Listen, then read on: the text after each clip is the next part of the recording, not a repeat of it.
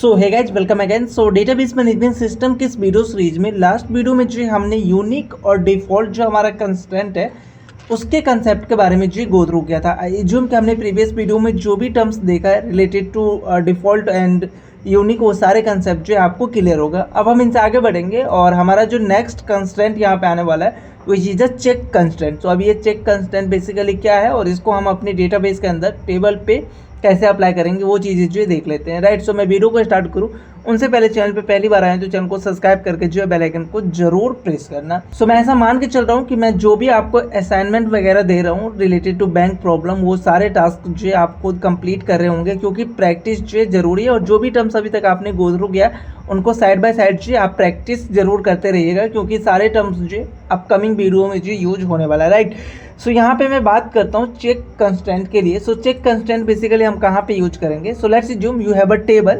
Employ का ही table मैं यहाँ पे जंप्स कर लेता हूँ कि हमारे पास जो एम्प्लॉय का एक ऐसा टेबल है जहाँ पे जो मैं एम्प्लॉय का आईडी स्टोर कर रहा हूँ, तो यहाँ पे आईडी आ जाएगा।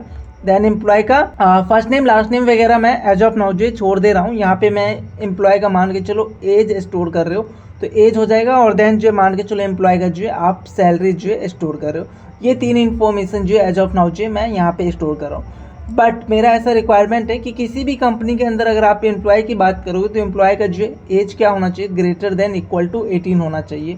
तो ये चीज़ होगा। और सेम फॉर सैलरी, सैलरी के लिए हमारा क्या कंडीशन है कि हमेशा सैलरी जो ग्रेटर देन 0 होना चाहिए। किसी का सैलरी 0 या 0 से लेस देन तो नहीं हो सकता, राइट, अगर कोई काम कर रहा है। तो ये दो ऐसे जो हमारे पास बेसिकली क्या है, कंडीशन है, जो कि मैं यहाँ पे लगाऊंगा। तो किसी भी टेबल के अंदर किसी भी कॉलम पे अगर आप कोई कंडीशन लगाना चाहते हो कि हमारे पास जो इस तरीके का डेटा ही यहाँ पे जाए, तो इसके लिए जो आप इस चेक कंस्टेंट को जो यूज कर सकते हो। तो आई होप आपको ये समझ में आया होगा कि ये चेक कंस्टेंट हम कहाँ पे यूज करेंगे।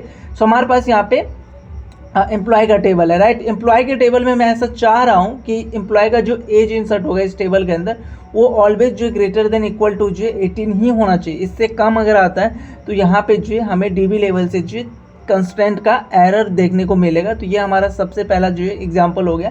देन आप सैलरी वाले कॉलम के लिए भी जो कंस्टेंट यूज कर सकते हो कि हमारा जो सैलरी है, अगर कोई भी इंसर्ट करने जा रहा है कोई नया सैलरी यहाँ पे, तो ऑलवेज जो ग्रेटर देन 0 होना चाहिए। निगेटिव और 0 जो वो एक्सेप्ट नहीं करेगा। अगर आप ऐसा पास करो एज ए सैलरी तो यहाँ पे जो आपको एरर थ्रो करेगा। राइट, सो आई होप आपको कंस्टेंट जो समझ में आया होगा। सो किसी भी कॉलम पे अगर आप कंस्टेंट चेक कंस्टेंट जो लगाना चाहते हो तो इसके लिए हमारा सिंटेक्स क्या होगा वो चीज़ जो देख लेते हैं। तो ये हम कहाँ पे अप्लाई करेंगे? तो जब हम टेबल बेसिकली क्रिएट करते हैं, क्रिएट टेबल का जो हमारा कमांड है ना, क्रिएट टेबल, और देन जो भी आपका टेबल का नाम है, लेट्स जो हमारे पास एम्प्लॉय है तो EMP में एज ऑफ नाउ यूज कर रहा हूँ। और इसके बीच में जो हमारा विद इन अ ब्रैकेट हम अपने कॉलम का नाम और डेटा टाइप और जो भी कंस्टेंट हमें यूज करना है वो मैं यूज करता हूँ। तो हमारे पास ID है, देन ID का जो डेटा टाइप है लेट्स जो इंटीजर होगा, और देन इसको मैं प्राइमरी की भी बना सकता हूँ। तो इसके लिए आप यहाँ पे प्राइमरी की भी यूज करोगे। ये कंस्टेंट ऑलरेडी मैंने आपको प्रीवियस वीडियो में जो बता रखा है। देन एज अगर मुझे बनाना तो एज, और एज का जो डेटा टाइप है विच इज अ इंटीजर, सो यहाँ पे मैं यूज करूँगा इंटीजर। और देन जो है हमें यहाँ पे कंस्टेंट यूज करना है which is a check constant. तो कंस्टेंट हमेशा डेटा टाइप के बाद जो हम यूज करेंगे। तो यहाँ पे चेक जो है बेसिकली हमारा वो कंस्टेंट का नाम है। और कंस्टेंट अगर यूज करोगे तो एज अ ब्रैकेट आप इस ब्रैकेट के अंदर अपने टेबल का नाम, जो जिस भी सॉरी कॉलम का नाम, नॉट टेबल, सो जिस भी कॉलम पे आप कंस्टेंट अप्लाई कर रहे हो उस कॉलम का नाम। सो यहाँ पे मैं एज पे अप्लाई कर रहा हूँ तो एज, और एज जो बेसिकली हमारा क्या होना चाहिए? तो यहाँ पे आप अपना कंडीशन लिखोगे। सो कंडीशन मेरा क्या है? ग्रेटर देन इक्वल टू 18 होना चाहिए। तो greater than equal to always ये 18 होगा। सेम फॉर सैलरी, सो यहाँ पे हमारा जो है सैलरी हो जाएगा। सैलरी का जो डेटा टाइप है एज ऑफ नाउ मैं इसको डबल रखूँगा। सो डबल में जो मैं दो चीज़ें पास करता हूँ, सो यहाँ पे 10 और 2, तो ये हमारा डेटा टाइप आ गया। अब इस पर चेक कंस्टेंट अप्लाई करना चाहते हो तो यहाँ पे जो आप यूज करोगे CHEC की, ये हमारा जो कंस्टेंट का नाम हो गया।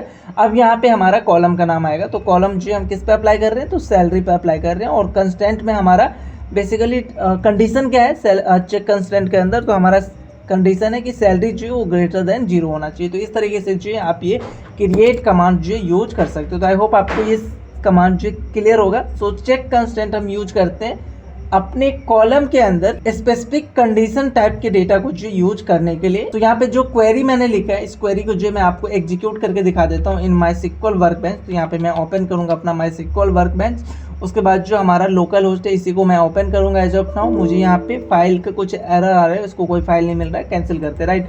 यहाँ पे मैं सबसे पहले तो अपना डेटाबेस यूज करूंगा क्योंकि फर्स्ट टाइम जो माई सिक्वल मैंने ओपन किया है एज ऑफ नाउ। सो यहाँ पे यूज बैंक 2 मेरा वो डेटाबेस है, तो बैंक 2 जो कि हमने प्रीवियस कुछ वीडियो में फॉलो किया है। और देन यहाँ पे अगर आपको टेबल क्रिएट करना है तो क्रिएट टेबल और देन जो भी टेबल का नाम है, so let's assume EMP employ और विद इन अ ब्रैकेट आप अपने कॉलम का नाम के साथ जो भी डेटा टाइप है और जो भी कंस्टेंट आप यूज करना चाहते हो वो यूज कर सकते हो। सो लेट्स अज्यूम आईडी के लिए मैंने डाला था इंटीजर और साथ के साथ जो ये प्राइमरी की भी होगा, सो प्राइमरी की। नेक्स्ट वन है हमारा यहाँ पे एज। सो एज का जो डेटा टाइप है विच इज इंटीजर और यहाँ पे हमारा कंस्टेंट आएगा which is a new constant जो अभी हमने गो थ्रू किया which is a check. So check हमारा ये कंस्टेंट है और चेक के अंदर जो आपको क्या पास करना होगा, तो अपने कॉलम का नाम। सो हमारा एज और कंडीशन क्या है कि एज जो ऑलवेज और ऑलवेज जो है ग्रेटर देन इक्वल टू जो हमारा 18 होना चाहिए। तो एज पे जो हमने चेक कंस्टेंट यहाँ पे अप्लाई कर दिया। सेम उसी तरीके से अगर आप सैलरी पे कुछ कंस्टेंट अप्लाई करना चाहते हो तो इसके लिए जो आपका कॉलम का नाम आएगा। देन यहाँ पे आप जो भी डेटा टाइप यूज करना चाहोगे वो डेटा टाइप, तो मैं डबल और 10 डिजिट और 2 पॉइंट आफ्टर द पॉइंट के बाद का जो वैल्यू है वो यहाँ पे पास करूँगा विच इज 2 और देन जो भी हमारा कंस्टेंट है विच इज चेक। और कंस्टेंट बेसिकली किस पे अप्लाई करेंगे, तो अपनी सैलरी वाले कॉलम पे। और कंडीशन क्या है उस कंस्टेंट के लिए, जो हमारा कंडीशन है वो सैलरी ग्रेटर देन 0 होना चाहिए। दैट्स इट, हो गया। इसको अगर आप एग्जीक्यूट करोगे तो आपको एक नया टेबल मिल जाएगा विद दिस इन्फॉर्मेशन। आप इसको जो है रिफ्रेश कर लेना, यहाँ से टेबल पे आके जो एम्प्लॉय के लिए आप चेक करोगे, यहाँ पे डिटेल पे आओगे तो यहाँ पे आपको जो ये सारे इन्फॉर्मेशन जो दिख जाएगा। सो हम जो कंस्टेंट यहाँ पे अप्लाई किए हैं विच इज चेक कंस्टेंट, वो आपको यहाँ पे नहीं दिखेगा। जब आप डेटा इंसर्ट करने जाओगे तो वहाँ पे जो अगर इसके अकॉर्डिंग डेटा नहीं डालोगे तो इस तरीके से जो आपको एरर देखने को मिलेगा। सो आई होप आपको ये सारे कंसेप्ट जो क्लियर होगा। इसमें कोई भी अगर कंफ्यूजन है तो आप कमेंट करके जो पूछ सकते हो। बाकी हम मिलते हैं नेक्स्ट वीडियो में जहाँ पे जो हम इनसे आगे के कंसेप्ट के बारे में जो गो थ्रू करेंगे।